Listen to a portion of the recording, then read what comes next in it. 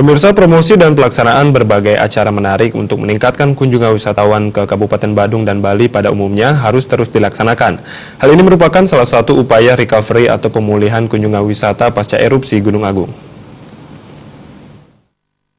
Ketua Badan Promosi Pariwisata Daerah BPBD Kabupaten Badung sekaligus Ketua PHRI Badung, I Gusti Ngurah Rai Suryawijaya mengatakan, promosi dengan beberapa strategi sangat perlu dilakukan untuk mendatangkan lebih banyak wisatawan ke Bali dan Badung khususnya, diantaranya strategi plan, marketing plan, dan action plan.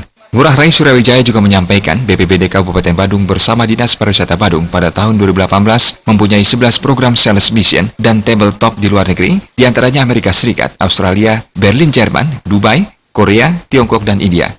Program ini dilakukan secara terarah dan terukur dengan peningkatan kunjungan wisatawan. Secara efisien kita lakukan dan terarah dan terukur, itu yang kita ukurannya apa, peningkatan wisatawan itu. Tapi kalau kita tidak melakukan promosi tentu kita akan dikalahkan oleh negara-negara lain karena keinginan kita mencapai target 7 juta tahun 2018 ini tidak mudah akan dicapai tanpa suatu promosi ya.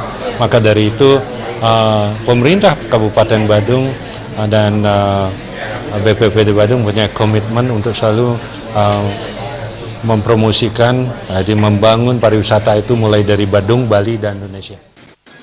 Ngurah Rai Suryawijaya juga mengingatkan jika tidak melakukan promosi pariwisata Bali dan Badung khususnya akan dikalahkan oleh negara-negara lain dengan objek wisata yang tak kalah menarik. Promosi pariwisata juga dimaksudkan untuk mensukseskan target pemerintah, yakni 7 juta kunjungan wisatawan di tahun 2018. Selain itu, PMK Badung bersinergi dengan pemerintah Provinsi Bali maupun pemerintah pusat untuk terus menyiapkan infrastruktur penunjang diantaranya pembangunan underpass simpang Bandara Ngurah Rai untuk mengurangi kemacetan. Sufiatna, Bali TV.